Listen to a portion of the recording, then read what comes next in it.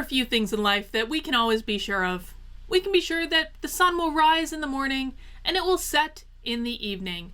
We can be sure that taxes will have to be paid. Maybe not quite on April 15th this year, got a little bit of a delay, but eventually the tax man is a-comin'. We can be sure that we will grow old and someday move on to our spiritual form. And we can be sure that the Democrats will always shoot themselves in the foot because they never learn their lessons. Listen, even before the Trump rally was but a twinkle in my eye, even before I ever thought it was something I would do, I had been saying for months that the Democrats were going to find a way to screw this up. And really, I really started in on this when they were going down the road of impeachment, and everyone was so sure that they had all the evidence they needed to get a bipartisan impeachment effort against Donald Trump, because that was what they talked about on MSNBC all the dang time. Everyone was sure it was going to be bipartisan, and they screwed it up. Predictably, they screwed it up because they don't learn their lessons. They don't think about what the other side is doing. They don't think about how the other side sees the world. They don't think about these things. They only have their sights set on exactly what they want without any thought or consideration for the greater context. And so I was not remotely surprised at the story that I just discovered just a few minutes ago. This is from Edward Isaac from The Atlantic. I don't know how to pronounce your last name, Edward Isaac. I am sorry, but he's a staff writer for The Atlantic, and he sent out this tweet late last night. Biden, quote, tonight at a virtual fundraiser compared to the famous Hillary Clinton basket of deplorables, quote, in full, with the distance of 4 years, not that different except for that basket phrasing. So let's take a look at what Hillary said first. So let's just remind ourselves of this quote from Hillary Clinton 4 years ago that now everyone has, not everyone, but a lot of folks have deplorables in their name on Twitter and on Facebook, and it's something that they wear as a mark of pride. Let's remind ourselves what Hillary said. You know, to just be grossly generalistic, you could put half of Donald Trump's supporters into what I call the basket of deplorables, right? The racist, sexist, homophobic, xenophobic, Islamophobic, you name it, and unfortunately there are people like that, and he has lifted them up. That's what Hillary said 4 years ago. It didn't turn out so well for her, did she? Did it? It did not turn out well for Hillary at all. Let's see what Biden said just last night at a virtual fundraiser. There are people who support the president because they like the fact that he is engaged in the politics of division. They really support the notion that, all Mexicans are rapists and all Muslims are bad, and dividing this nation based on ethnicity, race. This is the one of the few presidents who succeeded in deliberately dividing the country, not uniting the country. From Joe Biden, last night at a fundraiser, because they learn nothing. They learn nothing. Let's see what Edward continues to say in this tweet. Is Biden being dismissive, as Clinton was said to be? Was the hubbub over Clinton's quote in fact overwrought? Would any of these people who'd be offended by the lines ever actually be potential Clinton or Biden voters? Does this thinking look different 3 years into the presidency? I'm going to answer that question, though, about would any of these people ever be actual Clinton and Biden voters?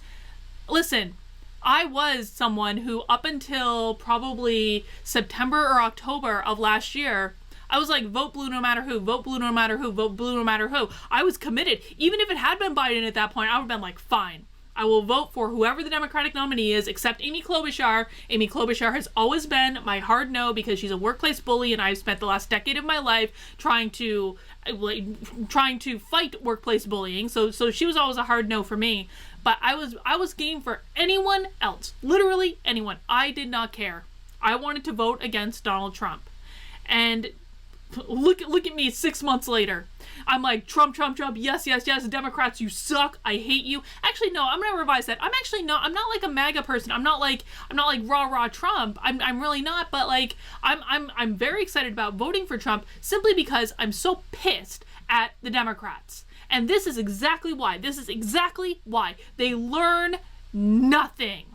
nothing at all. And at least I can look at Donald Trump right now and say, you know what? He's trying to lead. He's trying to solve problems. I look at Nancy Pelosi. I just posted a video about this yesterday, and I actually just wrote an article for Medium about it as well. I'll link it in the description below.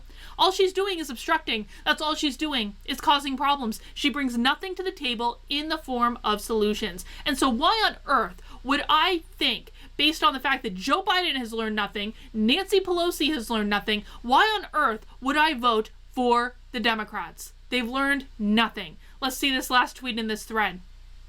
Basket of deplorables made for an easily quoted memorable line. But part of what got Clinton in trouble was that she said half of Trump's voters went in it. And she'd been using that line at other events, but only said half that night. Biden just put the number at there are people. Yeah, because that's the distinction that they're going to make. That is absolutely the distinction. When Joe Biden is like telling people not to vote for him and challenging people to push-up contests and getting in fights with union auto workers, and then Claire McCaskill goes on MSNBC and says, it's really okay if Joe Biden gets in fights with union auto workers because they're not going to vote for us anyway. They're going to vote for Donald Trump.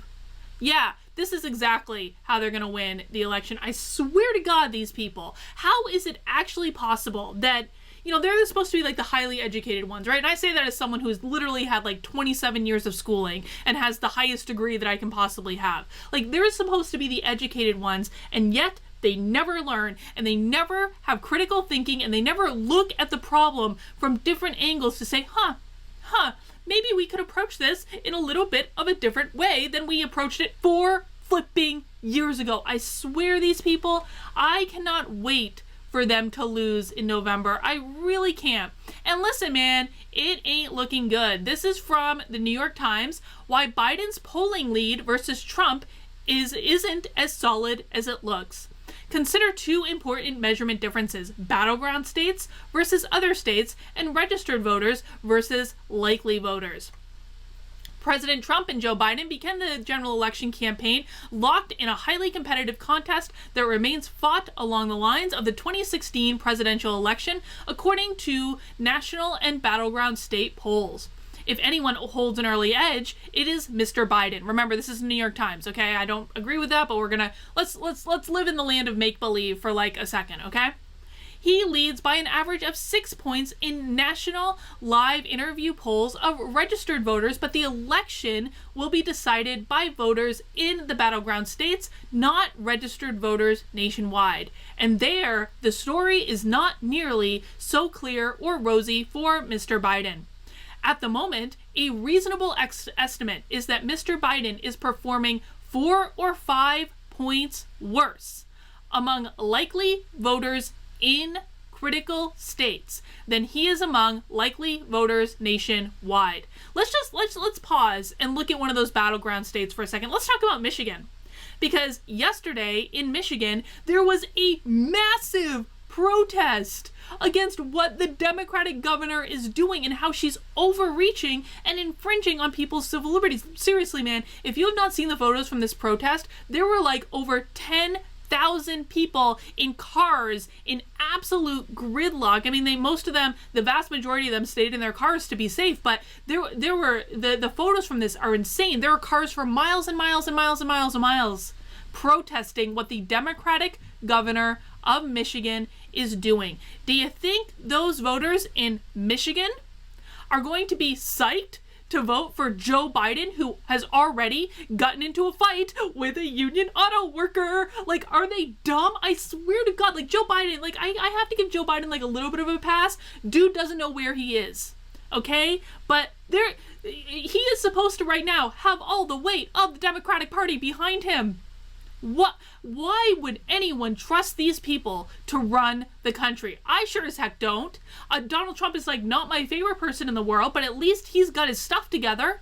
At least he's trying. At least he's got an organization that's doing their thing, man. I trust that a heck of a lot more than I trust Joe Biden right now. And you know, I've been pretty clear. I don't trust them to begin with, but this is just it's like when you have your beliefs that you're pretty sure about, you know it theoretically and you're pretty sure, and then more information comes out and it just confirms every single perception that you have.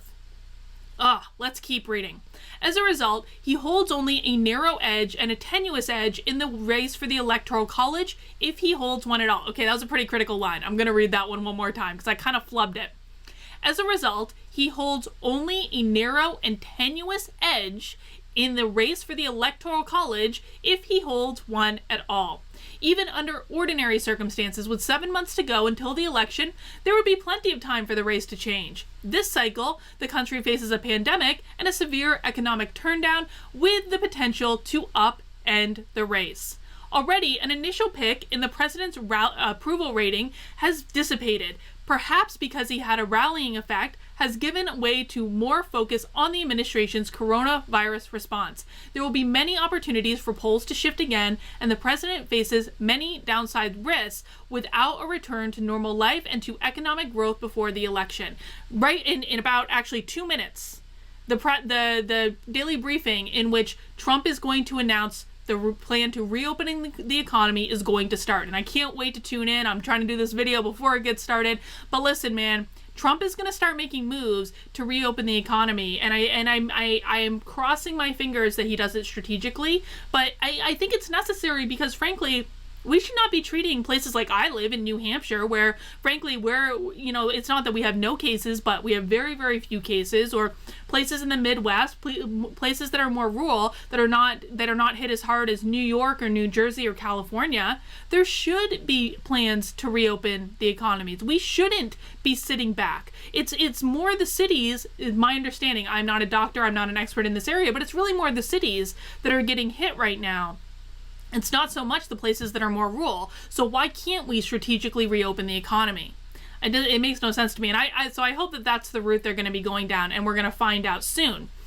But if Trump is successful in this, man, watch what's going to happen to his approval numbers. People want to go back to work. And while the Democrats are crying and saying, no, we have to keep locking them in their houses, well, Gretchen Whitmer is literally not allowing people to go to their own properties in Michigan, to travel to their second home. Not allowed in Michigan. And Trump is like, we need to open things back up. We need to get things back to normal. Who do you think the voters are going to go for? This isn't even hard, folks. This is, oh my God, these people. But for now, at least, the polls suggest that American voters are divided along familiar lines, despite countless events that seem to have the potential to redraw them. The president begins the campaign with strong support from the white working class, who powered his upset win 4 years ago. He leads among white voters without a college degree, 61% to 32%, in an average of live interview polls, blah, blah, blah, blah. The results suggest that Mr. Biden, despite his reputed appeal to blue-collar workers, has made little to no progress in winning back the white voters without a college degree who supported Barack Obama in 2012 but swung to Mr. Trump in 2016. He has made no progress in winning back the Obama voters. The Obama voters for which they voted for him for VP. He has made no progress in winning back the Obama voters who swung to vote for Trump. I mean, truly, folks, if you think that Joe Biden has a shot in ever-loving hell in this election, after this quote gets out and people start realizing that he did literally exactly the same thing that got Hillary in trouble in 2016, if you really believe he has a shot at it, I've got a bridge to sell you, man. I do. I've got a bridge to sell you. Come contact me. We'll do a little deal, the art of the deal, if you will. All right, I gotta go watch the daily briefing, so we're gonna cut this one a little short. We're gonna stop it there. Listen, if you liked this video, go ahead, subscribe to my channel. If you think you're subscribed to my channel, just go ahead and double check that, because YouTube may have made the decision to unsubscribe you without asking. So just double check to be on the safe side. And yeah, I'll be at you with another video, probably in the morning sometime.